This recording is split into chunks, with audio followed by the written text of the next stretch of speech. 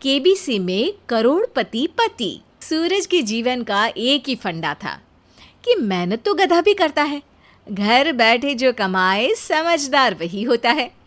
इसीलिए उसने कभी नौकरी ही नहीं ढूंढी। इस बात से हालांकि उसकी पत्नी शिखा बिल्कुल भी अग्री नहीं करती थी, पर फिर भी सूरज को समझाना बेकार था। टीवी में कैसे बनोगे करोड़पति का ऐड देखकर उसे लगा कि बस अब तो घर बैठे ही वो करोड़पति बन सकता है, और उसके पीछे उसने अपने सारे सोर्सेस एक्टिव कर दिए। 2 हफ्ते में उसके कलीग के साले के पड़ोसी के बेटे का सोर्स निकलता है जो कि उसे शो में पहुंचा सकता है, और सूरज उससे मिलने चला जाता है। अच्छा, तो हमें मुकेश जी बता रहे थे कि आप हमें शो में पहुंचा सकते हैं। हाँ, उसमें कोई तकलीफ नहीं है।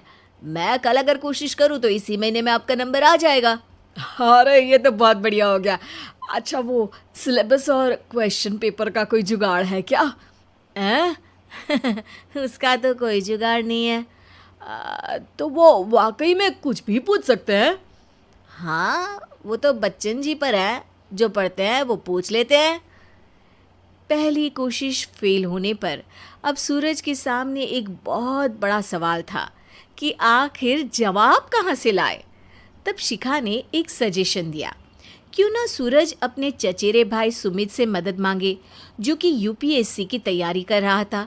हालांकि इतनी मेहनत करना सूरज को समझ में नहीं आता था, पर कोई और रास्ता ना मिलने पर वो आखिर सुमित से बात करता है। अरे सुमित, हमारा कैसे बनोगे करोड़पति के लिए सिलेक्शन होने वाला है। तुम हमें थोड़े चिट बनाने में मदद करोगे क्या? अरे भैया, चिट बनाए तो सालों हो गए, उसमें हमारा एक्सपर्टीज नहीं है, बल्कि आप बोलो तो हम आपकी पढ़ने में ज़रूर मदद कर सकते हैं। हट, कैसी अनाप शराब बातें कर रहा है तू। सूरज ने सुमित को मना तो कर दिया था, पर तैयारी करने के सिवाय कोई चारा उसे दिख भी नहीं रहा था। खासकर जब 12 के पेपर लीक करने के एक्सपर्ट शुक्ला जो भी हाथ जोड़ लेते हैं। आखिर सूरज को सुमित के पास जाना ही पड़ा, और उसने सुमित और शिखा से वादा किया कि वो बहुत मेहनत करेगा। 1 महीने की तैयारी के बाद फाइनल हुआ कि शो से 1 हफ्ते पहले एक ट्रायल खेला जाएगा, जहां पर सारे रिश्तेदार ऑडियंस की जगह पर होंगे और शिखा सवाल पूछेगी। दूर दराज से भी रिश्तेदार आकर हाजिर हो गए देखने कि आखिर कैसे बनेगा सुमित करोड़पति। सब कुछ सेट था, और इतने में सूरज आकर अपना स्पीच देता है। ये 1 महीना मेरे लिए आसान नहीं था, पर अपने भाई सुमित और अपनी पत्नी शिखा की मदद से मैं इतनी दूर पहुंच पाया हूँ। मेरे मम्मी पापा के आशीर्वाद ने भी बहुत साथ दिया है मेरा। मैं उम्मीद करता हूँ कि आज के शो में आप लोगों को बहुत मज़ा आएगा। साक्षी पहला सवाल पूछती है और पूरे कमरे में सन्नाटा छा जाता है। इंडिया में कितने स्टेट्स हैं? 3, सॉलिड, लिक्विड और गैस। अरे रुकिए, तो ऑप्शंस तो देने दीजिए। इतने में 5वीं कक्षा का चिंटू बोल उठता है। अरे क्या मामा, आप तो पहले सवाल पर ही आउट हो गए। अरे बेटा, पहला सवाल तो ट्रायल होता है ना। अरे तुम अब देखना। देखने जैसी बात तो थी ही। सूरज को इतना शांत किसी ने नहीं देखा था। कभी कभी तो लगता था मानो सूरज आंख खोलकर ही सो गया हो। मामा जल्दी करो प्लीज, कल सुबह पनवेल भी तो निकलना है। अरे हट, कंसंट्रेट करने दे मुझे। 3 सवाल में 3 लाइफलाइन खत्म हो चुकी थी, और अब चौथे सवाल पर भी सूरज का मौन नहीं टूटा। पर सूरज अभी भी हार मानने को तैयार नहीं था। उधर हर कोई सूरज को छोड़ सुमित को देख रहे थे।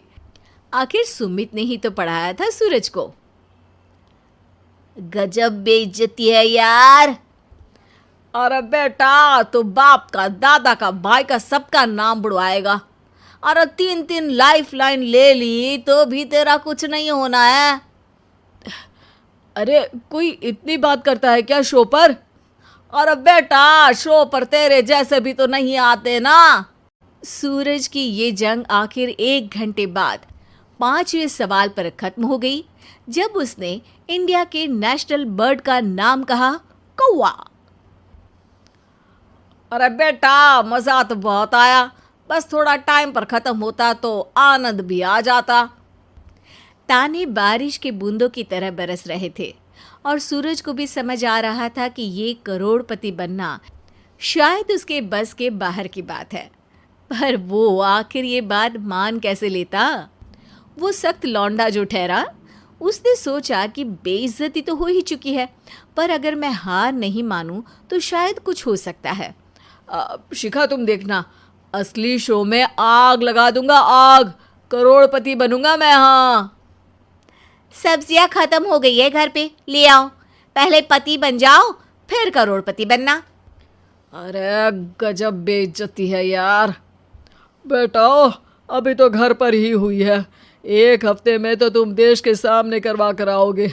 वैसे जब टीवी पर जाओ ना तो बस अपने मम्मी का ही नाम लेना, ठीक है?